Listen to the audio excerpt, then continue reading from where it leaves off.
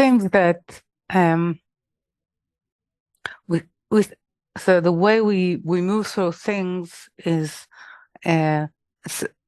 specifically when we learn something. So we think that we move linearly in terms of reading Torah. Okay.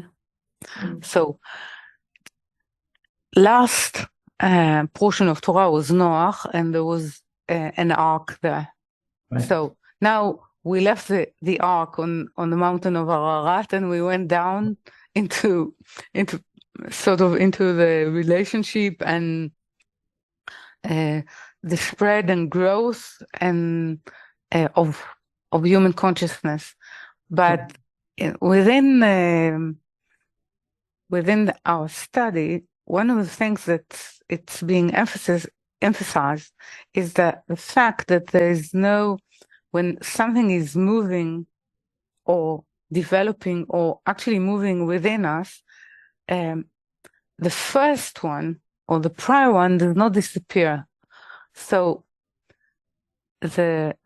not only the concept or the presence of an ark did not disappear, but now it's with the idea of reforming and the idea of the Spirit coming through this trial, we're saying, I'm willing to take inside my life, meaning what I consider, what I can sense as my being, as my presence, I take upon myself the journey or the commitment of the Spirit.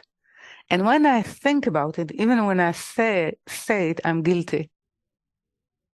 I'm guilty so far for not assisting the Spirit, for not allowing it to get the importance that it needed. I did not nourish it. I did not see it, or even I didn't have the feeling of its importance. So my prayer should start with this, meaning I'm guilty of not doing enough. Yeah, because it came down. It came down with the idea of an ark. What is the idea of an ark? That there is a structure that will allow humanity to unite with the source of itself, with the root of itself. That there are levels, and you will see that within the Zohar of this portion, it's the first article that we're moving from soul, ruach, pneuma, and spirit, meaning that the journey of Abraham is through this column of prayer. This column is only for the spirit. So when I say that the prayer is standing trial, is standing in front of the tribunal of the spirits and asking me, what have you done for your spirit? Which is not to serve your pleasure or your corporal desires. Okay. So it starts there.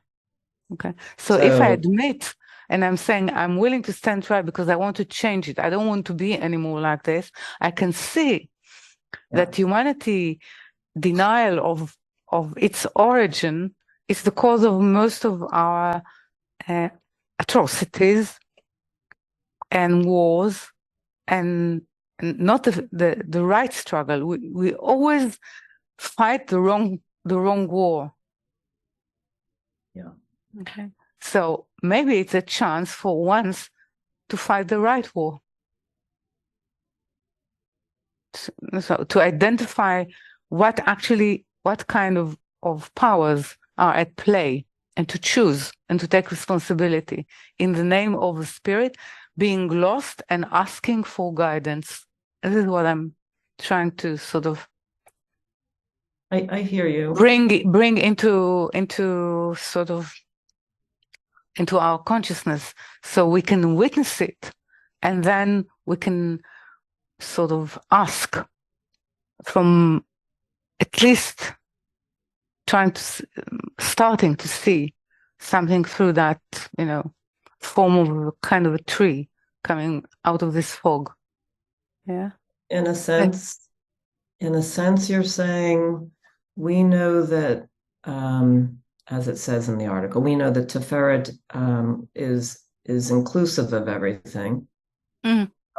But But we it can't serves settle there. We can't settle at all. Yeah, but Tiferet is to do with Torah, and it's Yeah. to do with the female part of Tiferet, which Mm. relates to building Malchut, which means building human consciousness.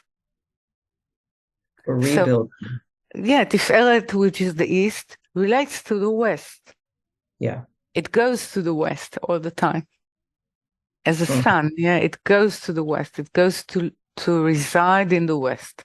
So the light goes in order to reside in the west, to go for night in order to rise again. Yes. And this is actually what it portrays. Okay.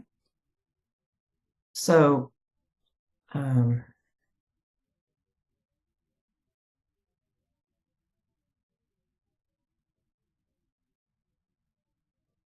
it's trite to say that we can feel this movement, but maybe it's not trite.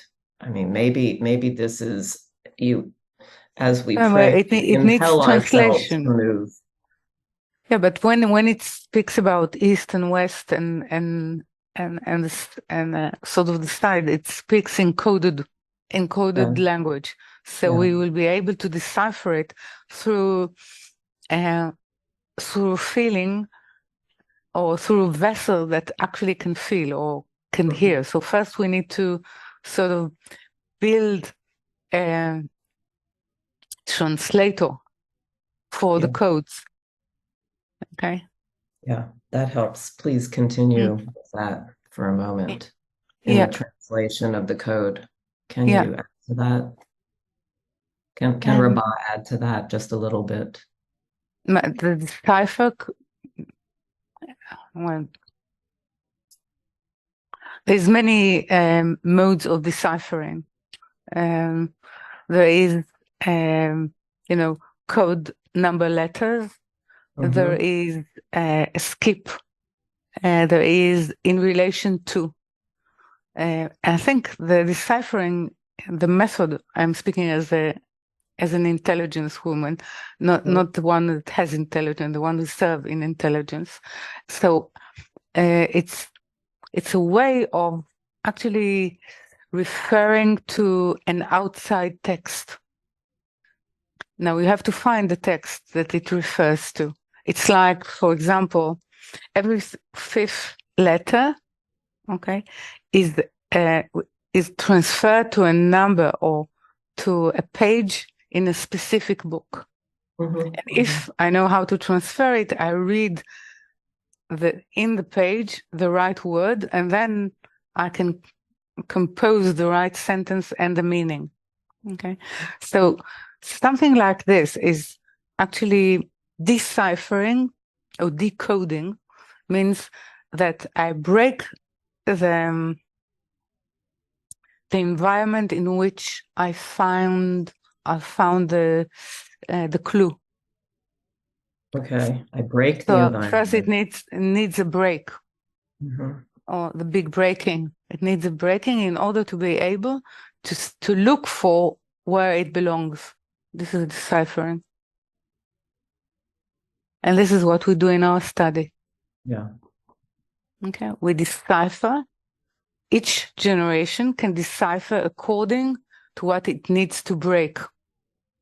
What kind of coating and prison and catch it surrounded the light, the need, in order to allow it to reconnect to the right book, to the right revelation, to the right light, to the right context.